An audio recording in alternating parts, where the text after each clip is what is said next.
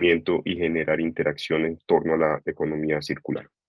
También tiene un resultado de asistencia técnica para medidas innovadoras y un fondo de pago por resultados al final de esta presentación. Entonces, también nos van a hablar la compañera Carolina sobre este fondo de pago por resultados. Y el tercer resultado son las cooperaciones de conocimiento y el fortalecimiento de capacidades.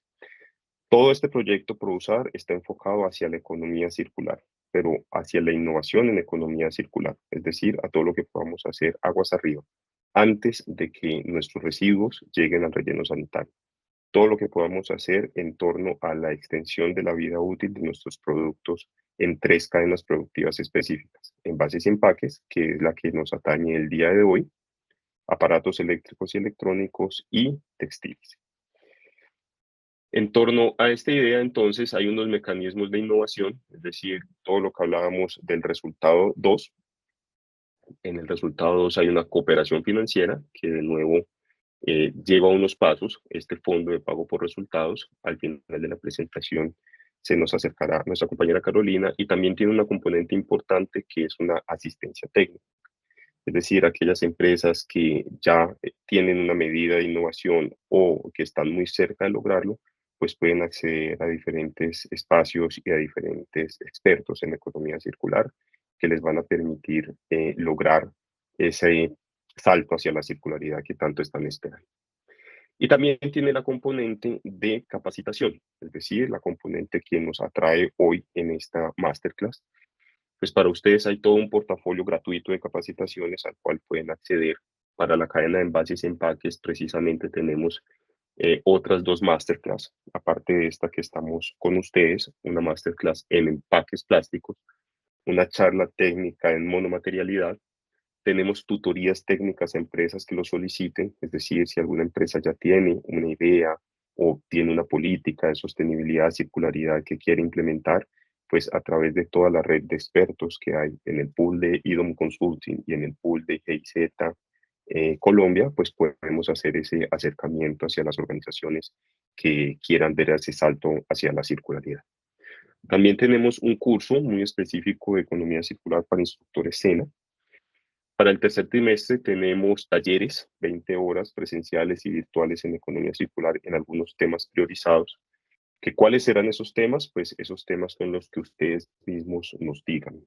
Ese código QR que están encontrando al lado derecho, les pido por favor que lo escaneen y llenen allí una pequeña, muy corta encuesta en la que ustedes mismos podrán manifestar qué les interesa en torno a la economía circular para la cadena de envases y empaques. A partir de todo este resultado que podamos encontrar allí, pues entonces se plantearán los temas de estos talleres, que como les decimos son completamente gratuitos, traídos a ustedes gracias a este mecanismo de cooperación con la agencia de cooperación alemana GIZ. Tenemos tutorías técnicas a empresas y otros espacios de talleres circulares. Esa es una oferta académica muy interesante para este primer año de compromisos. También traemos para ustedes una cooperación de conocimiento en la cual un ente internacional junto con un ente nacional experto en envases y empaques se hacen una cooperación, se alinean y traen para ustedes otros servicios internacionales. La idea es que aprovechemos todos estos recursos, la idea es que aprovechemos todos estos mecanismos. Por favor, escaneen el código QR que está allí para que se inscriban y se den cuenta de otros formatos. También visiten la página de internet www.prousar.co. Bueno, robé estos 5 minuticos, al final me robo otros 5 minuticos con su permiso y doy paso ahora sí a nuestro experto Isidro Pereira, que nos va a contar sobre envases circulares no plásticos. Adelante, Isidro. Muchísimas gracias, Jorman. Un gran saludo a todas, a todos. Encantado de estar por acá. Le doy las gracias a GIZ y a IDOM Consulting.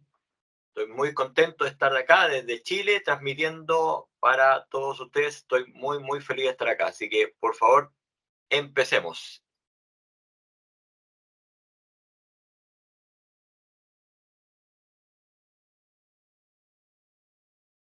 Algo de mi historia: yo soy magíster en sustentabilidad, ingeniero civil industrial. Llevo 20 años de experiencia en temas de todo índole, comerciales, planificación, desarrollo, Y trabajé harto en el sector del packaging, estuve trabajando en cartones, en plásticos, y posteriormente ya me he dedicado a ser director de empresa y gerente general de empresas de residuos y también de sistemas de gestión para la ley REP o ley de responsabilidad extendida del productor. Ahí están mis datos por si me quieren contactar posteriormente. Por favor. Este va a ser nuestro índice de los temas que vamos a ver hoy día, porque es importante la sustentabilidad de los negocios. Vamos a repasar lo que fue la experiencia o lo que está haciendo la experiencia de la ley REP en nuestro país, en Chile. ¿Qué es lo que es la economía circular? ¿Para qué sirven los envases? ¿La basura es un error de diseño? Finalmente tenemos basura porque la mal diseñamos, en particular los envases. ¿En qué influye el ecodiseño en un envase? Y nos vamos a centrar en envases circulares tales como papeles y cartones, que son de ese material, envases de metales y envases de vidrio.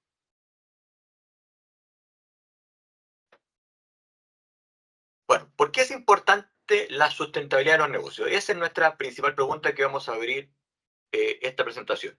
Y es porque ya en el año 1955 celebramos, esto es una foto de una tapa de una revista, la revista Life en ese momento, en donde celebramos que por fin ya no vamos a tener que lavar la loza. ¿Por qué? Porque ahora vamos a usar algo y lo vamos a solamente tirar. Entonces, claro, uno decía, oye, perfecto, nunca más lavar nada, vamos a usar algo y lo vamos a tirar. Esto va a ser extremadamente fácil, muy barato, muy económico y también muy fácil de que uno lo pueda implementar. Pero ¿cuál es la consecuencia de esta lógica de usar y tirar? La siguiente, por favor. La consecuencia es esto. La consecuencia es que cuando uno usa algo y lo tira muy rápidamente, finalmente ese algo no se deshace. Ese algo finalmente termina estando en alguna parte de nuestro planeta. Y lo digo de esa manera porque acá vemos, por ejemplo, un vertedero abierto en un país africano en donde mucho de el e-waste, la basura electrónica de distintos países, termina siendo botado. Por lo tanto, uno piensa que esta onda de usar, tirar y finalmente desechar muy rápidamente no tiene mayores consecuencias, pero la verdad es que sí tiene una consecuencia de impacto ambiental súper importante para el planeta.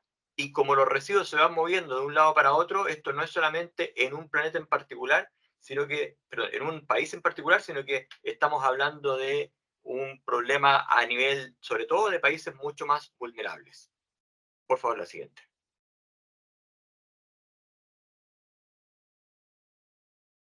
Ahora, vamos a ver algunos números de lo que es Latinoamérica y el Caribe. Por allá por el 2016, según Water Waste, que es un estudio que se hace cada cierto tiempo de manera internacional, dependiendo de la ONU, 231 millones de toneladas era lo que se generaba en Latinoamérica y el Caribe en más o menos un kilo por habitante por día. Eso es lo que generábamos en promedio. Ahora, el 52 de estos residuos municipales es clasificado como orgánico. La mitad de lo que votamos proviene o viene de residuos orgánicos y finalmente eso tiene un tratamiento específico. La mitad. Eso es importante que lo tengamos en mente. En países más vulnerables, el 52% llega incluso al 65%.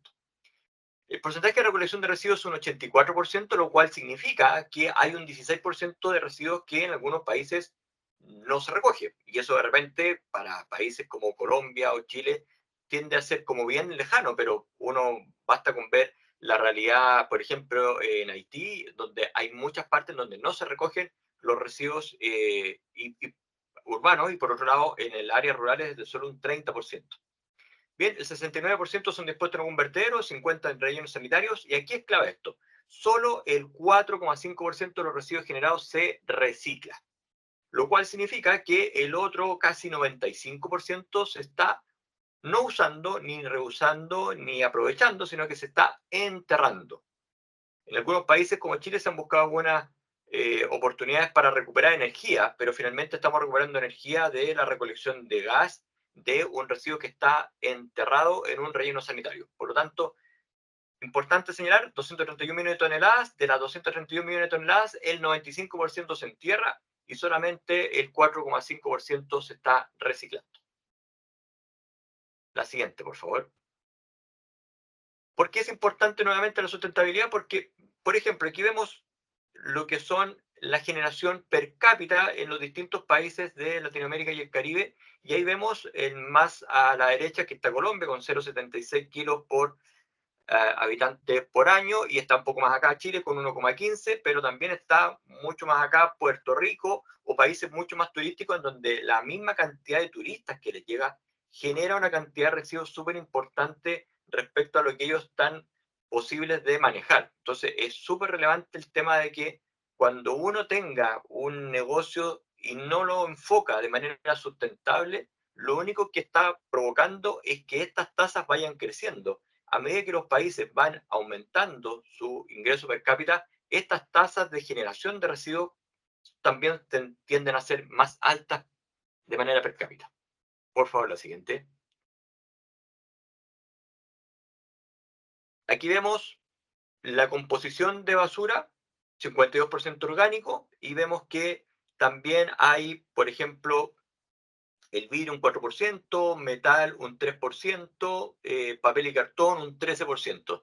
Fíjense que ahí ya tenemos en los materiales que vamos a ver cerca de un 20% de material que podríamos estar recuperando, en este caso, para posteriormente reciclarlo. Y la disposición de basura, bueno, aquí lo vemos básicamente un 4,5% de reciclaje y el resto o bien en un relleno controlado o en un vertedero a cielo abierto. Siguiente, por favor.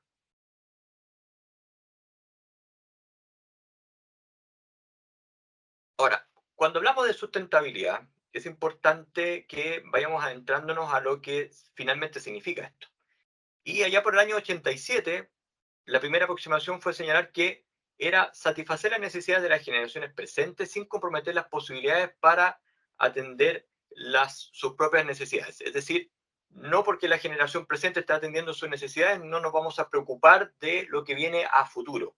Y ya por el año 2014 se definió el desarrollo sustentable como un enfoque que se esfuerza en satisfacer las necesidades humanas de manera económicamente viable, ambientalmente benigno y socialmente beneficiosa. Aquí estamos hablando del señalado triple impacto, el impacto económico, social y ambiental.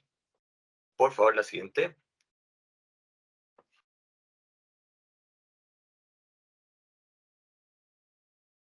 Cuando uno se quiere hacer cargo de la última parte, digamos, de este tema de botar mucho residuo y de intentar recuperarlo, aparece lo que se denomina la ley REP, o de responsabilidad extendida del productor, que aquí les voy a señalar el caso chileno. Por favor. Bueno, ¿qué es lo que es la ley REP? La ley REP no es algo que, una ley que prohíba, sino que en este caso es un instrumento económico de gestión de residuos, es decir, que transfiere dineros de un lado hacia otro, en este caso del que están regulados, las empresas que están reguladas lo transfieren a las empresas que hacen el trabajo de recolectar y valorizar. En Chile tenemos 6 productos prioritarios: aceite, lubricantes, aparato eléctrico y electrónico, baterías, neumáticos, pilas y envases y embalajes. ¿A qué es lo que obliga la ley REP? Obliga a los productores de ciertos productos, que son esos 6 que acabo de señalar, a organizar y financiar la gestión de los residuos. ¿Eso qué quiere decir? Que si usted vende algún producto en el país y que finalmente tiene o genera estos residuos, va a tener que hacerse cargo de ir a recolectarlos y valorizarlos. Siguiente, por favor.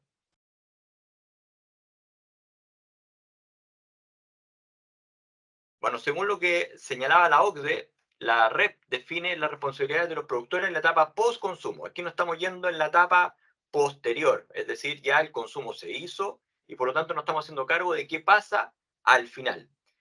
Y por tanto, la responsabilidad de implicaciones legales de las empresas en relación con el impacto medioambiental no acaba con la venta de los productos. Está antes de la ley REP, una empresa vende un producto y si está en calidades correspondientes, finalmente la venta se termina.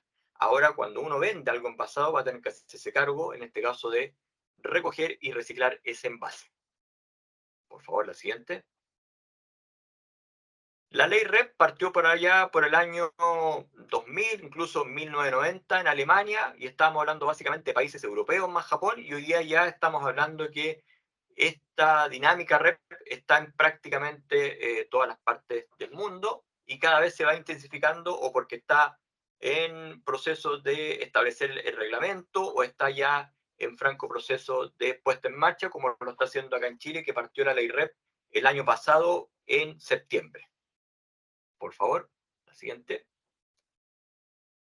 El objetivo de la ley que se instauró acá en Chile es proteger la salud humana y el medio ambiente de los impactos derivados de la generación y gestión de los residuos. Aquí nos estamos nuevamente enfocando en la parte final, aun cuando hay una jerarquía, y la jerarquía siempre viene con la prevención en la generación, la reutilización, el reciclaje, posteriormente la valorización energética y al final la valorización, la eliminación. Cuando uno tiene esto al revés, es lo que pasa hoy día en Latinoamérica y el Caribe, que nosotros tenemos la eliminación como gran tema y los otros son estamentos bastante más pequeños. Los principios, el que contamina paga, precaución, prevención e información pública y transparente para la ciudadanía. Siguiente, porfa. Entonces, la lógica de la ley REP en Chile es que existe una empresa que se le denomina productor.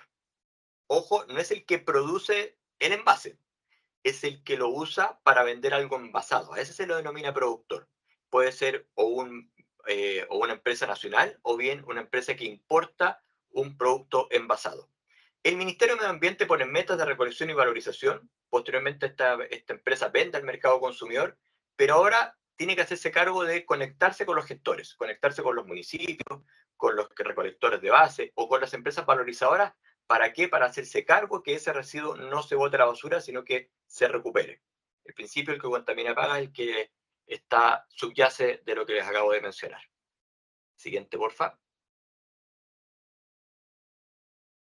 ¿Quién es el productor? Número uno, un productor es el que uno envasa un producto en Chile y lo vende. Por ejemplo, alguien que vende un jugo envasado, compra una botella, mete el jugo adentro y lo vende. Segundo, alguien que trae un producto previamente envasado de afuera, lo importa y lo vende en Chile. Por favor, siguiente. O bien, alguien que vende algo bajo marca propia. Pasa mucho que acá el supermercadista, el retailer, vende productos bajo marca propia y también se tiene que hacer cargo. Y la siguiente, por favor, que es cuando yo como empresa traigo un producto envasado no para revender, sino que para uso profesional como una materia prima o en este caso un repuesto. Siguiente, por favor. Esos son los que están, en este caso, encargados de la ley REP como productores. Estas son las distintas empresas. Hay 15.000 empresas afectas en Chile a propósito de la ley REP que tienen que hacerse cargo del envase primario, secundario y terciario. Son todos los envases que están cubiertos en este caso por esta ley. Siguiente, por favor. Y las categorías son dos. La categoría domiciliaria, que es la categoría que se genera en las casas con 5 materiales. Cartón y papeles, plásticos, metales, cartones para líquidos o Tetra Pak o Tetra Brick, como se les conoce, y los envases de vidrio.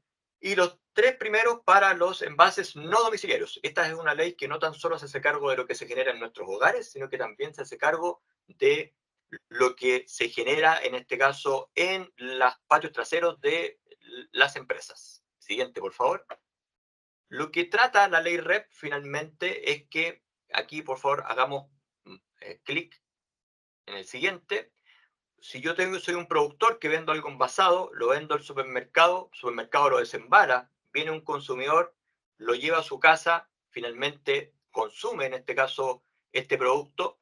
Finalmente lo que pasa acá es que existen dos tipos de residuos, el residuo no domiciliario y en este caso, por otro lado, el residuo domiciliario. Y por lo tanto, las empresas tienen que declarar cada uno de ellos para que finalmente, a partir de eso, uno multiplique las metas en las cuales son crecientes y uno tiene que cada año recoger un porcentaje de los kilos que puso en el mercado. Siguiente, por favor. Pero ¿cómo lo hacen para cumplir la ley REP en Chile? Porque en este caso son 15.000 las empresas que tienen que cumplir esto. ¿Cómo lo van a hacer? Y aquí te pido varios clics, por favor. 15.000 las empresas. Por otro lado están las empresas que son gestoras, las que recolectan, clasifican o pretratan. Y al medio está lo que se denomina sistema integrado de gestión o sistema colectivo de gestión, que lo que hace es hacer una licitación abierta, contrata a los que recolectan, a los que clasifican y a los que valorizan, y les cobra a los productores por este servicio para posteriormente con este dinero finalmente financiar estas licitaciones. Y posteriormente, clic por favor, le señala al Ministerio de Medio Ambiente las metas y obligaciones que cumplió en nombre de sus asociados. Entonces aparece este sistema de gestión como un gran contratador que se financia a los productores para contratar, en este caso, a alguien que recolecte desde las casas para poner un punto de acopio en donde las personas vayan a dejar sus residuos y también en este caso para el sector valorizador. Siguiente, por favor. Entonces, tenemos por un lado metas crecientes respecto a la ley REP chilena, desde un 3% del plástico a un 45% en 12 años, para el papel y cartón de un 5 a un 70, el metal termina en un 55, el vidrio en un 65 y el cartón para en un 60.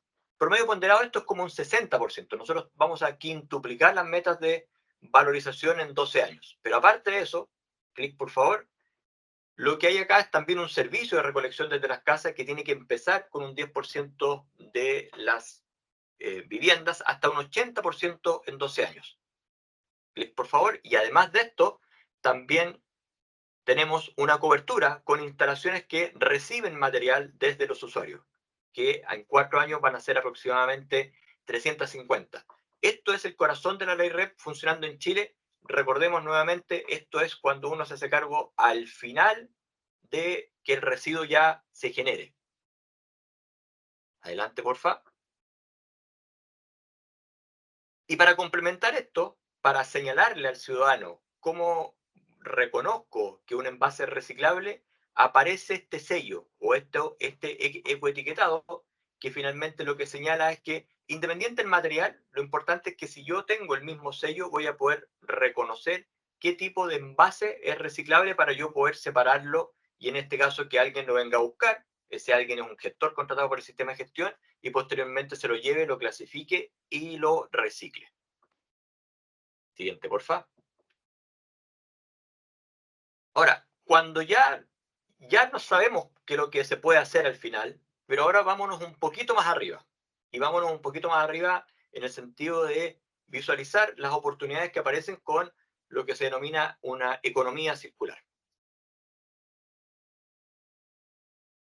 Una economía lineal, por su parte, es lo que estamos acostumbrados hoy día.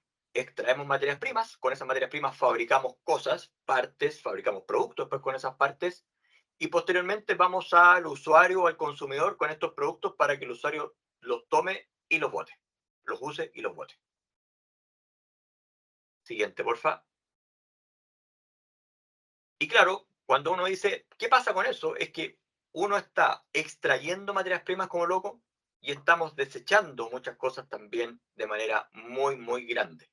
Y claramente, como vimos al principio, esa forma hace que hoy día los distintos territorios estén muy colapsados con la cantidad de material que tenemos que tratar como residuo final. Y aparece esta economía circular que tiene una cosa que significa que, en palabras sencillas, ojalá dejemos de extraer materias primas, ojalá dejemos de desechar y con todo este material podamos, ojalá, utilizarlo varias veces o utilizarlo la mayor cantidad de tiempo posible. Siguiente, porfa.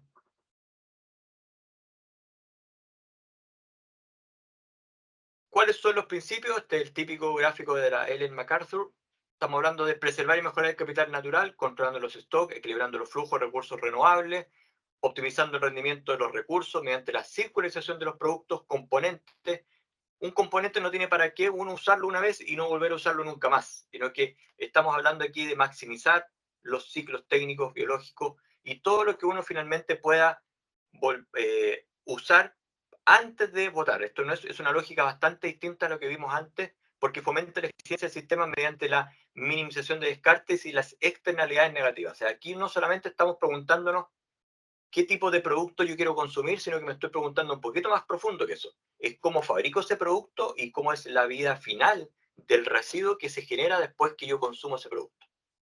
Siguiente, por favor. Aparece en una parte del gráfico, que se denomina un gráfico tipo mariposa, aparece la parte del ciclo biológico, en donde finalmente hay ciertas cascadas antes de que finalmente esto llegue a ser un residuo, la materia prima para extracción de temas bioquímicos, digestión aeróbica, biogás. Estamos hablando de poder utilizar todo lo que tiene de valioso antes de, en este caso, de generar un residuo. Y vámonos al ciclo técnico ahora. La siguiente, porfa. En el ciclo técnico, nosotros no nos vamos al reciclaje. La economía circular no es una economía del reciclaje, que esto está al final. Estamos hablando de una economía en donde uno comparte finalmente un montón de situaciones que uno hoy día no lo está utilizando en su mayoría. Por ejemplo, la primera parte tiene mucho que ver con estas economías colaborativas que aparecen, el típico ejemplo Uber, que antes uno tenía un auto que lo utilizaba muy pocas veces, hoy día ese auto se puede utilizar muchas veces cuando uno comparte también el auto para llevar más personas. Hoy día existen también aplicaciones en donde uno finalmente deja de tener viajes solos. Está el mantenimiento, el foco en que el mantenimiento haga que los productos se aumente su vida útil, el reuso, la renovación, la refabricación y al final el reciclaje. Entonces lo que eso estamos haciendo es evitar con todas estas olas de cascadas que estemos botando residuos o productos que en este caso pueden ser muy aprovechables. Siguiente, por favor. Importante, acá hay fundamentos que nos van a ayudar a la transición de una economía circular y aquí aparece el diseño de un producto circular. Aparece el concepto de que el diseño finalmente provoca que aguas abajo pasen o no pasen ciertas cosas. El diseño como clave para cuando uno tiene un producto tangible, pero también aparecen nuevos modelos de negocios. Por ejemplo, acá en Chile hay un modelo de negocio que se llama al gramo. ¿Qué significa el gramo? Que se preguntó al gramo, oye, pero a ver, espérate, yo tengo un envase, en este caso de plástico, que le pongo un residuo adentro, un producto adentro, mejor dicho, en este caso un envase para detergente, y el detergente se usa, supongamos, no sé, 2 semanas o un mes, y el envase queda disponible, porque como es de plástico, puede utilizarse varias veces más. Entonces, ¿qué pasa si ahora utilizamos ese mismo envase para que con ese mismo, nuevamente, vayamos a recargarlo? Y por lo tanto hay un modelo de negocio que es recarga, en este caso, con el mismo envase varias veces el producto. Y ya no eso significa que cada vez que yo compro un producto, boto el envase. Entonces, eso es un modelo de negocio distinto. Invertir ciclo y cascada y evidentemente generar condiciones sistémicas.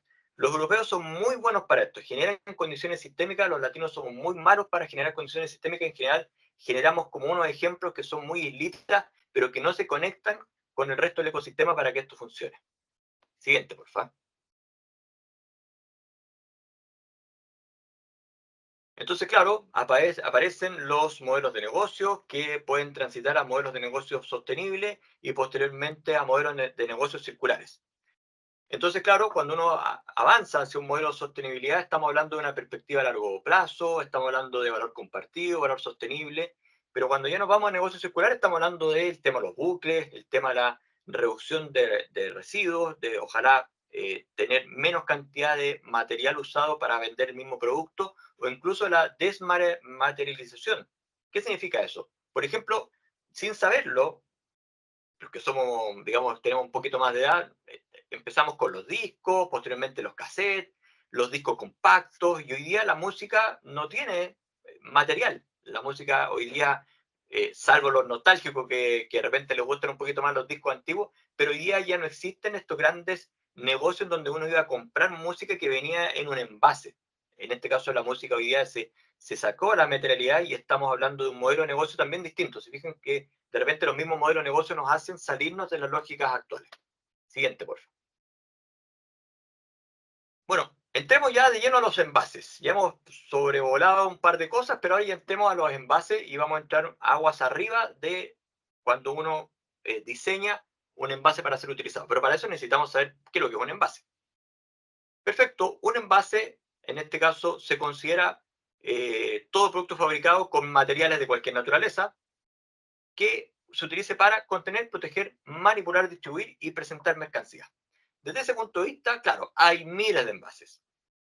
Y estos envases se utilizan para, en este caso, materias primas, hasta artículos finales en cualquier fase de la cadena de fabricación, distribución y consumo. Y por lo tanto, hay envases primarios, que son envases, en este caso, encargados de proteger y va dirigido al destinatario final. El secundario, que en este caso envuelve varios primarios.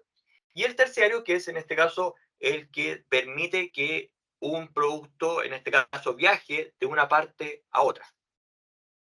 Por favor.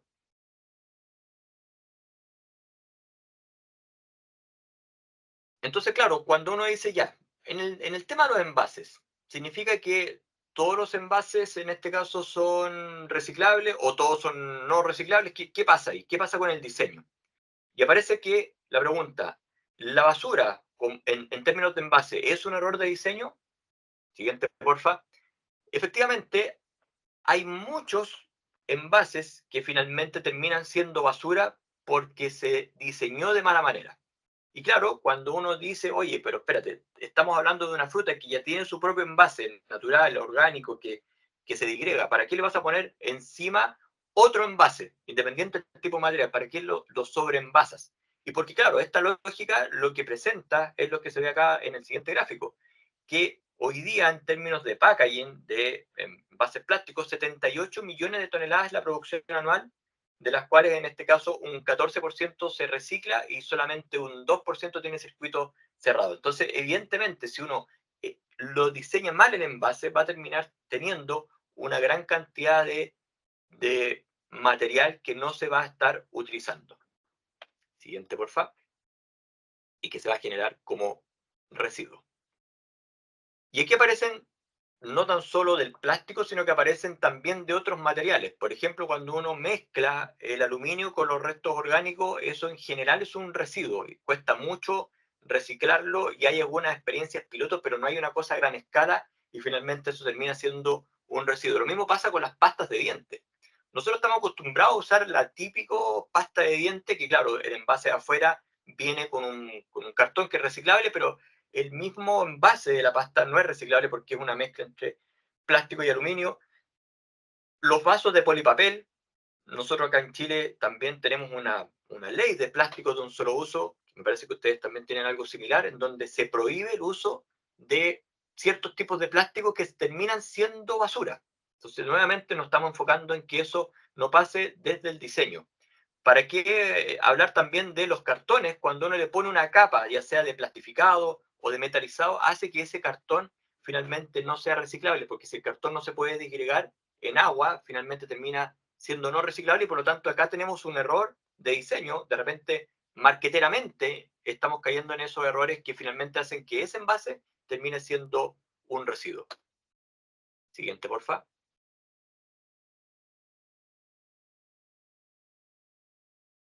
Y vamos a ver ahora en qué influye el ecodiseño en un envase. Y vamos a empezar a visualizar lo que es un ecodiseño. Y para esto, para visualizar lo que es el ecodiseño, lo primero es, en este caso, definirlo. El ecodiseño es una metodología. Toda esta cuestión tiene un método, que en este caso hay incluso una norma ISO, la 14006, que se aplica en la etapa inicial del diseño y minimizando preventivamente el impacto ambiental del producto y servicio en todo su ciclo de vida. Aquí tenemos que darnos cuenta en cómo estamos fabricando, en este caso, el envase, desde qué materias primas, de qué energía estamos utilizando para eso, pero no tan solo eso, sino que en el resto de su ciclo de vida hasta llegar al final para visualizar cuál es el impacto que eso genera desde que yo lo construí o fabriqué hasta que finalmente este producto se convirtió en un residuo.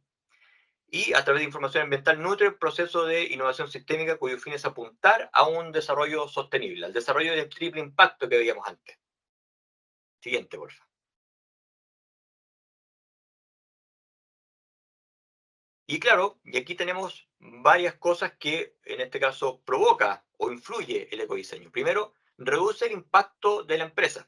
Efectivamente, cuando uno tiene una empresa que provee productos o servicios, genera un impacto.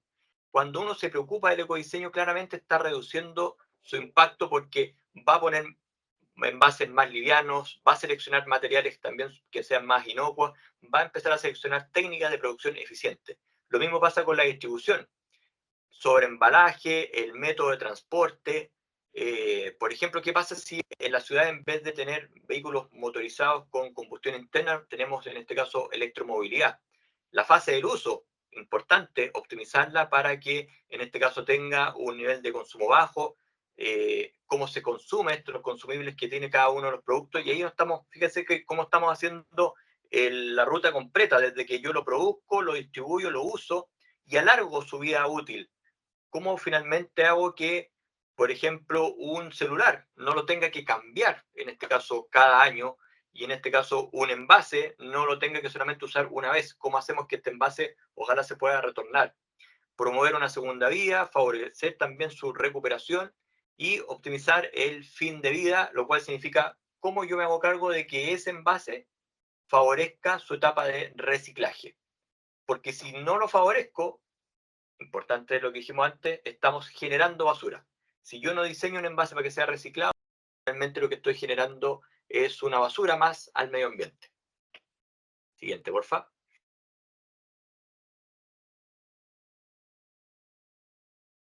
¿En qué influye un ecodiseño? Bueno, aquí tenemos en este caso el decálogo de Ecoembes, que es el sistema de gestión español, en donde tiene ciertos decálogos para distintos tipos de cosas para que uno, en este caso, lo piense antes de fabricar un envase. Primero, el componente del envase que sean fácilmente separables.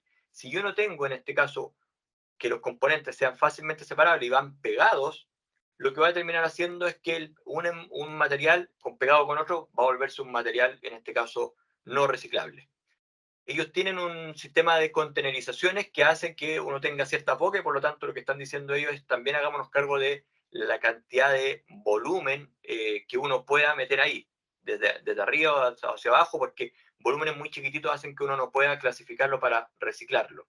Lo que pasa, por ejemplo, con los sachets que tienen mayonesa o ketchup adentro. Esos sachets en general son basura, es muy difícil recuperarlos. Siguiente, por favor. Punto número 3. En este caso, utilizar materiales compatibles entre sí. Cuando uno utiliza materiales compatibles entre sí, lo que tiene es lo que pasa en el punto número 4. Por ejemplo, yo tengo una botella de bebida que es de PET y arriba tengo una tapa que es de un polietileno de alta densidad, un HDP o de polipropileno. Si yo lo pico y lo meto dentro de una vasija con agua, el PET se va al fondo y el otro plástico se va arriba. Pero en este caso, si yo hubiera utilizado PVC con eso, ambos se van hacia abajo y no tengo cómo separarlos. Entonces es súper importante pensar en eso también al momento de codiseñar. Número 5.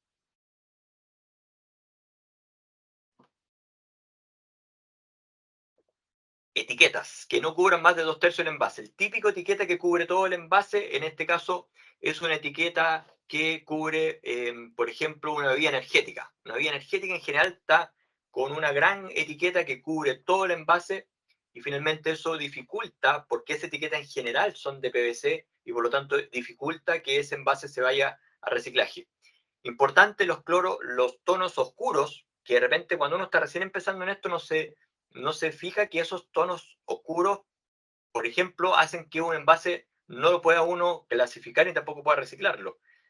Ejemplo de esto, la típico es un envase PET de color blanco de una leche que en este caso acá en Chile se denomina cultivada. Y ese envase de PET blanco, para que se vea más bonito, finalmente lo que hace es que uno no lo pueda seleccionar, y si lo selecciona después no lo puedas reciclar. Entonces, importante, fíjense ustedes, un tema marquetero, cómo influye en este caso en el reciclaje. Siguiente punto, porfa. Número 7, lo que hablábamos acá. Los envases translúcidos siempre van a ser mejor que los envases opacos, sobre todo para el PET. Siguiente, por favor. Bueno, pero ahora no nos vayamos solamente a lo que vimos, sino que vámonos a, por ejemplo, nuestros envases de cartón y de metal. Cuando uno fabrica una caja de cartón desde fibra reciclada, lo que estás haciendo es hacer una circularidad en ese envase.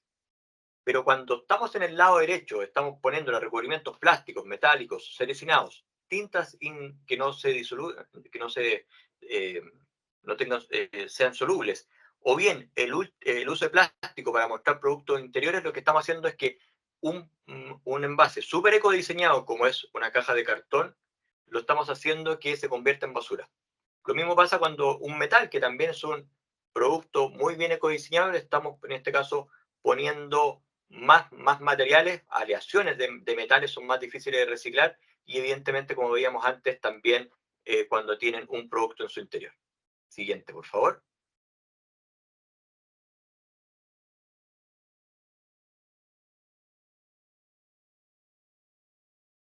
Por favor, la siguiente.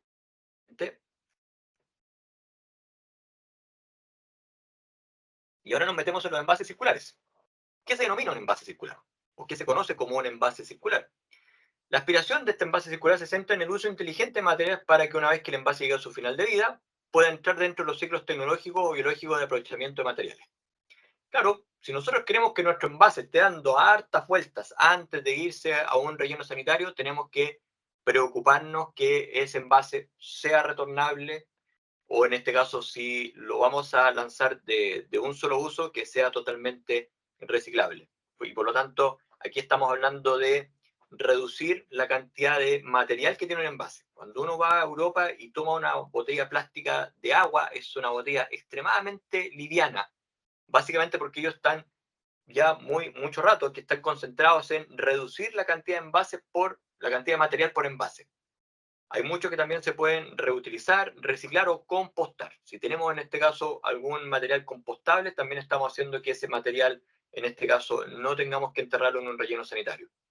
Y es importante, la visión de la cadena de valor. Aquí, si tenemos una visión mucho más amplia, vamos a poder hacernos cargo de mucho mejor manera, porque estamos viendo desde el inicio hasta el final, el análisis de ciclovía, desde la extracción, el tipo de material, la fuente, la procedencia geográfica, es extremadamente relevante para que nos hagamos cargo de que el impacto medioambiental sea lo menor posible. Y hasta la parte final, porque es su gestión final, a donde en este caso lo estamos enviando.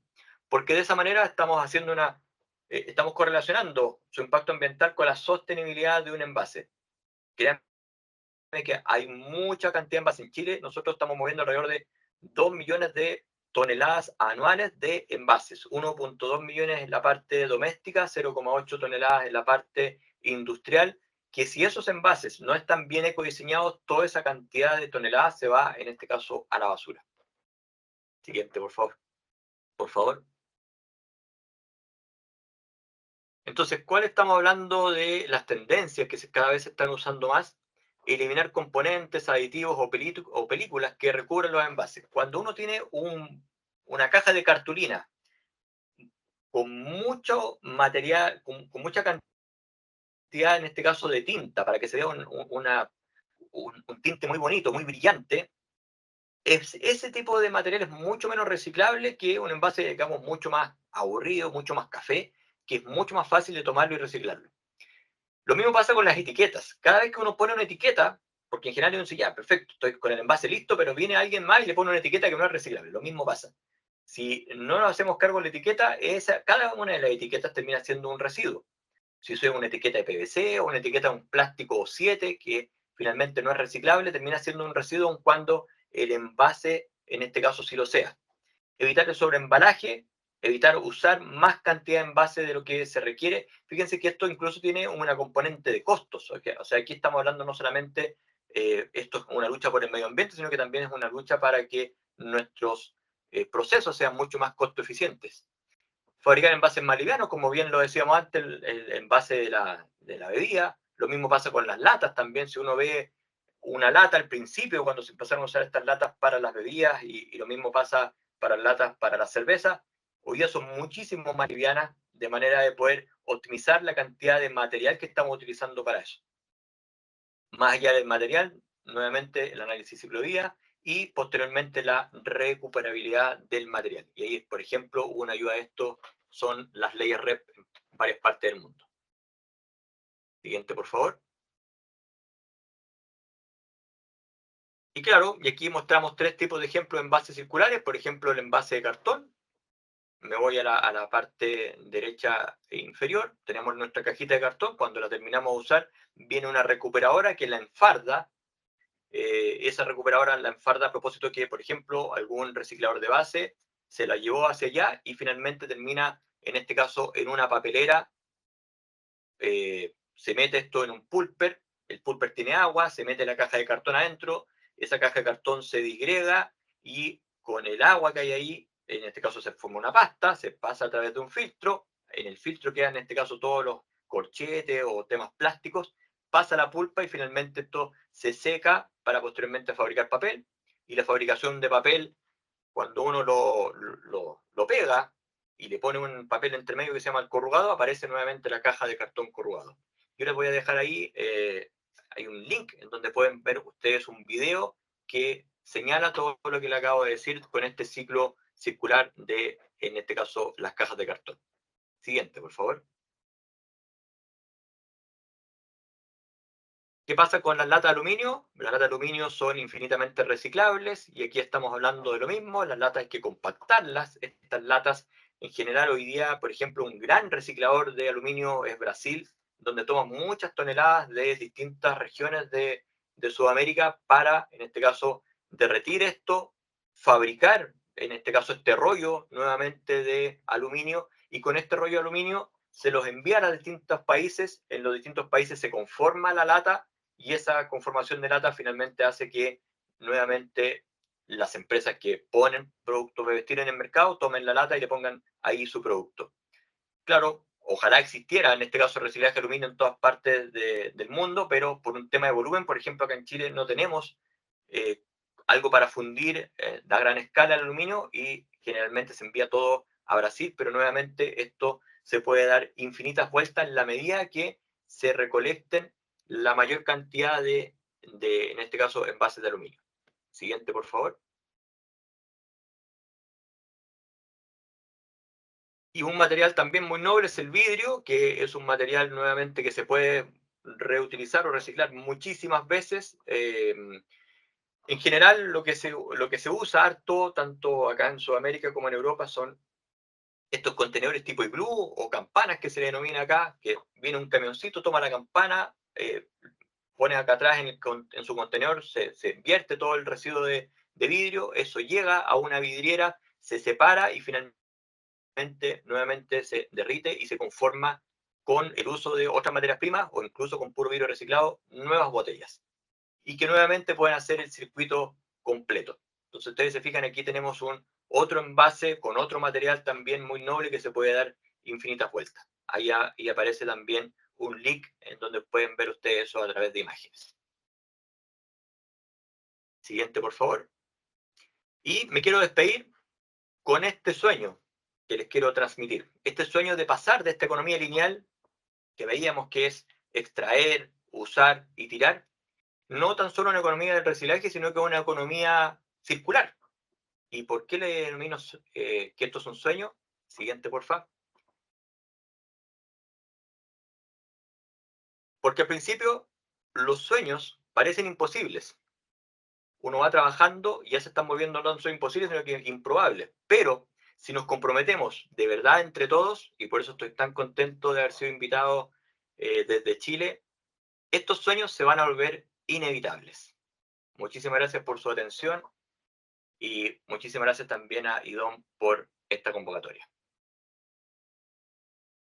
Quedo atento ahí a cualquier pregunta que ustedes tengan.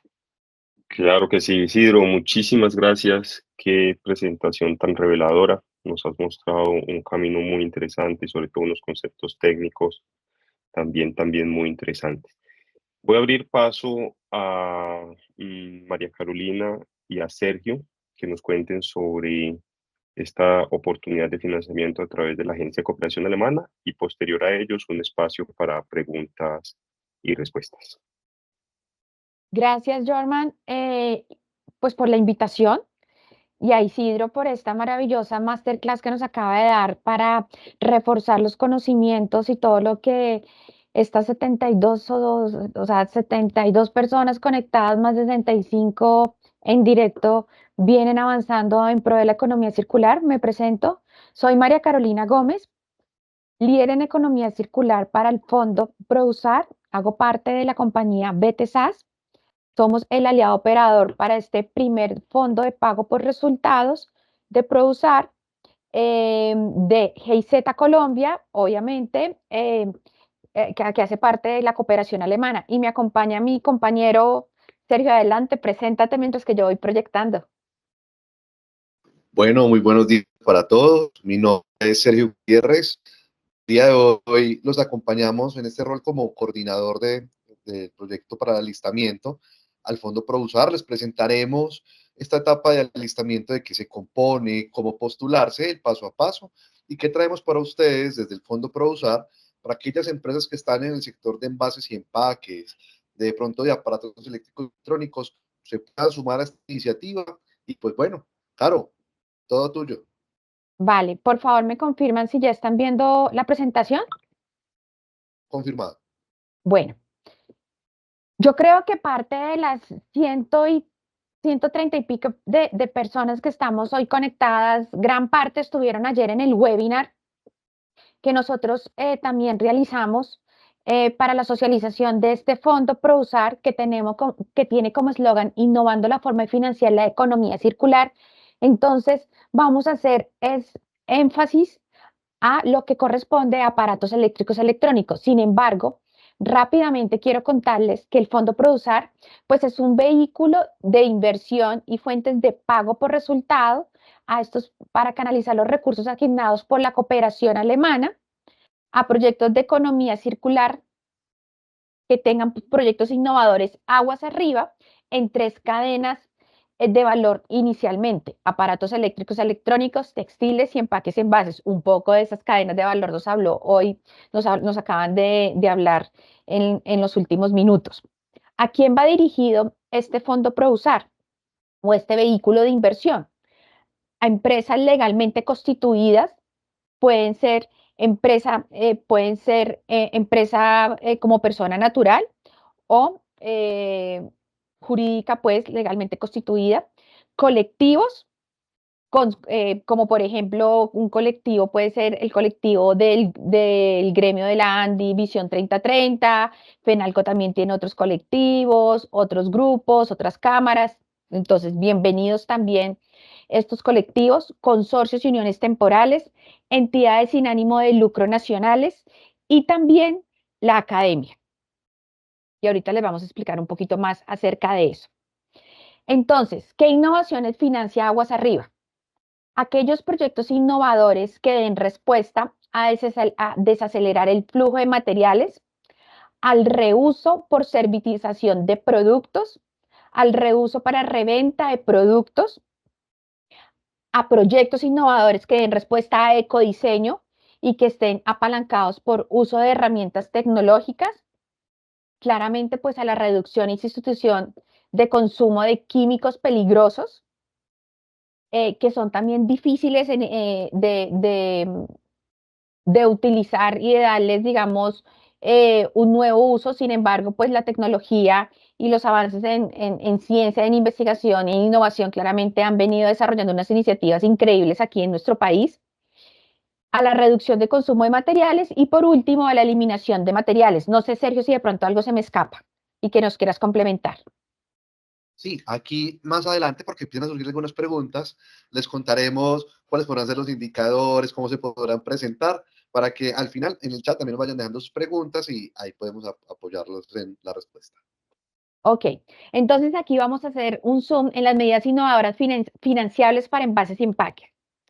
Entonces, estos proyectos innovadores, ganadores, que cada una de sus compañías y ustedes como grandes investigadores y empresarios están trabajando en pro de la economía circular, hay un primer componente que es usar menos, y esto da respuesta a reducir o sustituir el consumo de materiales vírgenes o peligrosos o de alto impacto para el medio ambiente y para la sociedad. Entonces, ¿cuáles son esas medidas? Estos proyectos deben dar respuesta a una eliminación de materiales en envases y empaques, a la sustitución de materias primas por materiales de biomasa residual o con potencial de aprovechamiento, como residuo. Ahí entran en juego las materias primas derivadas de productos orgánicos o de procesos orgánicos, la inclusión de material reciclado en envases y empaques. Este componente, ay, perdón que no, algo pasó. Ya. Un segundo componente que da respuesta al impacto de desacelerar el flujo de materiales convertidos en residuos en la economía a través de modelos de negocios circulares basados en la servitización o en la extensión del ciclo de vida o usabilidad de los productos. Es decir, esos proyectos que den respuesta o estén enfocados a la reutilización y a la retornabilidad de envases y empaques. Lo que quiere decir que los podamos usar por mayor tiempo. Hay varias iniciativas aquí en Colombia, incluso ya hay iniciativas enfocadas no solamente en hogares, en hospitales, en centros clínicos, sino también ya en restaurantes se están dando los primeros pinitos en este tipo de proyectos de reutilización y retornabilidad. Y por último, tenemos prevenir residuos a partir de proyectos enfocados al ecodiseño y al uso de herramientas digitales para minimizar claramente los impactos ambientales asociados a la gestión de este tipo de residuos. Entonces aquí tenemos alternativas como ecodiseño para el reciclaje, apalancados de herramientas digitales para prevenir la generación de residuos con la optimización del diseño en envases y empaques, como por ejemplo la utilización o implementación de software para poder minimizar estos impactos, y herramientas digitales para mejorar la trazabilidad de estrategias de servitización claramente en esta cadena de valor. Por último, porque no contamos con mucho tiempo, le doy la palabra a mi compañero para que les cuente los criterios de priorización. Entonces, ustedes van a encontrar, y ahorita van a encontrar un QR para que hagan la lectura de este QR con las cámaras de sus celulares, y van a encontrar dos pasos. Un primer paso, que es el preregistro, información general de la empresa a la que pertenece. Y un segundo paso, que es el formulario en línea, donde vamos a solicitarles información detallada del proyecto. A partir de esa información, el equipo de BTSAS, como aliado operador para esta primera etapa de convocatoria de alistamiento del Fondo ProUSAR, va a entrar a revisar de la mano con el equipo de GIZ y sus gestores, FENALCO y ANDI, los criterios de priorización que ya les va a explicar Sergio.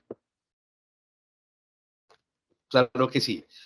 Siguiendo esos dos pasos, ustedes podrán crear su proyecto de plataforma de proyectos del Banco de Proyectos del Fondo ProUSAR, y allí iniciaremos la evaluación de los criterios de priorización. El primero de ellos, el alcance, la coherencia y la justificación en la redacción. Necesitamos proyectos que evidencien los impactos con alcance y con una correcta justificación. Serán evaluados allí precisamente en la plataforma. Segundo, resultados de los indicadores de las medidas innovadoras sociables. Como las acaba de exponer mi compañera Carolina, tenemos un buen número de medidas innovadoras que pueden ser financiables para el sector de envases y empaques.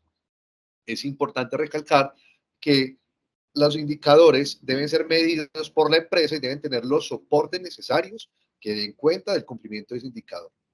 Aquí es fundamental la confianza en el empresariado, la confianza que quien se postula tiene la información necesaria para dar cuenta de esos resultados y que puede acceder al pago por resultados. Tercero, los resultados de la medición de impacto. Son indicadores asociados a las medidas innovadoras. Allí también solicitaremos los soportes que las empresas puedan suministrar el periodo de evaluación. Vamos con el cuarto punto, que son los encadenamientos para la innovación. Queremos que toda la cadena de valor se una para presentarse a la convocatoria. Queremos que se presenten micro, pequeñas, medianas empresas que ya vienen desarrollando actividades con sus productos innovadores en economía circular y que logren encadenarse con los agua arriba, con los proveedores de sus materias primas. Y quinto punto, el tamaño de la empresa. Es fundamental que empecemos con estos criterios a evaluarnos internamente a quienes se quieran postular, si contamos con la información necesaria, si realmente vemos que este fondo puede apalancarnos como empresa para que accedamos a los 100 puntos que nos permitirán entrar al proceso de elegibilidad. Hay 15 puntos adicionales para algunas empresas que estén ubicadas de acuerdo a los documentos de convocatoria que encontrarán en el próximo QR. Allí hay unos puntos adicionales por la territorialidad y siempre y cuando, otros 5 puntos adicionales, el representante legal o suplente sea una mujer o tenga una identidad en género que esté verificada. Además, empezaremos a hacer una priorización por cuadrantes para aquellas empresas que ya tienen resultados y que puedan presentarse al fondo y decir, antes del 30 de noviembre puedo presentar resultados de mis innovaciones. Y así nos iremos en cascada a través de los cuadrantes 2, 3 y 4 hasta llegar a aquellos resultados que se presenten al 31 de marzo de 2026.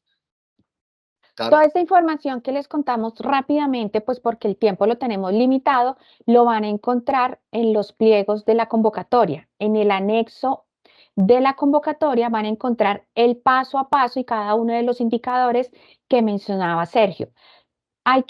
Quiero hacer la siguiente salvedad. Revisen bien que su proyecto innovador con el cual se quieren postular, a qué indicador le pueden ustedes mostrar esos resultados. No tienen que dar respuesta a toda la batería de indicadores. Seleccionen los que más ustedes vienen midiendo. Antes, a partir del septiembre del 2022 hasta marzo 31 del 2026. Así que los invitamos a que revisen con detenimiento antes de diligenciar el formulario de inscripción, tipo de proyecto que vienen manejando, qué mediciones vienen levantando, con qué data cuentan y con qué soportes tienen. También quiero mencionar que no es necesario presentar la totalidad de los soportes, solamente los primeros o principales que se piden en el formulario en línea, que nosotros, el equipo de BTSAS, nos pondremos, en contacto con ustedes para pedirles información adicional en caso de que sea necesario. El registro en línea es demasiado sencillo, así que no se preocupen, igual cualquier duda, inquietud que tengan nos pueden escribir. Recuerden bien que la convocatoria inició el 15 de marzo y finaliza el 30 de abril. Un segundo paso es la priorización y la selección, que va del 2 de mayo al 14 de junio, que fue lo que precisamente les acaba de explicar Sergio. Posteriormente iremos a la etapa de alistamiento, en donde el equipo de BTSAS les va a ayudar, los va a acompañar, asesorar para que ustedes puedan refinar, perfeccionar esos proyectos que van a pasar a ser validados por el comité directivo y los gestores del Fondo ProUSAR, para asimismo poder dar la viabilidad de suscripción de contratos. Esto ocurrirá de julio a septiembre del presente año. Una cuarta etapa, la verificación de los resultados, que será de octubre de este año en adelante, y posteriores desembolsos de reconocimientos económicos, que el tope máximo de reconocimiento económico será hasta 250 millones de pesos. Esto depende de los criterios del cumplimiento de los criterios que están descritos en el documento de la convocatoria, la medición, la data de los indicadores de impacto y de resultados también señalados en este mismo documento, y los soportes que ustedes cuenten en el transcurso del proceso de toda esta línea de tiempo. Así que los invitamos a que hagan parte de esta gran iniciativa, de esta primera corte, y que ustedes se conviertan en esos apalancadores para que otras empresas se sumen al Fondo ProUSAR, que es el primer fondo de pago por resultados en Colombia. Sergio, no sé qué más queda por mencionar. Escaneen el QR. Quisiera cerrar con que una empresa puede presentar un proyecto por una cadena de valor. Tenemos 3 cadenas de valores, como Caro les dijo al principio: envases y empaques, aparatos eléctricos, electrónicos y textiles. Una empresa puede presentarse en una cadena de valor con un proyecto, pero puede ser aliado de otras. Entonces, incentiven su cadena de valor, hagan alianzas con sus proveedores. Los términos y condiciones o los documentos de convocatoria se encuentran aquí en el QR. Tómenle capturita de pantalla, escaneenlo, guárdenlo, porque ahí va a estar la información almacenada. Ahí van a descargar los documentos y seguirán el paso a paso. Ahí también están nuestros correos. No duden en escribirnos, que estaremos pendientes para ustedes. Y muchísimas gracias. Muchísimas gracias a Jorman, a Idón, por el espacio de socialización del Fondo Produzar y esperamos que cada día más se sumen más proyectos a esta gran oportunidad. María Carolina, Sergio, muchísimas gracias a ustedes por este espacio también súper informativo sobre lo que es el fondo y la oportunidad de financiamiento. Desde nuestra parte saben que estamos súper dispuestos a que esto llegue a un muy buen término, tanto para las oportunidades de capacitación como las oportunidades del fondo. Muchísimas gracias también a todos los asistentes. Sin ustedes esto no es posible. Todas las preguntas, por favor, déjennoslas en el chat. Las vamos a ir respondiendo una a una. También pusimos a su disposición varios canales de comunicación, tanto como para el fondo, como para las oportunidades de capacitación, como para el proyecto ProUsar. Esperemos entonces que allí nos comenten bastante. Bueno, muchísimas gracias a todos y sobre todo a Isidro también. Isidro, muchas gracias por tu participación. Sabemos que Isidro también va a estar en estas etapas de acompañamiento. Isidro, siempre invitado por aquí. Un placer tenerte. Y a todos, muchas gracias.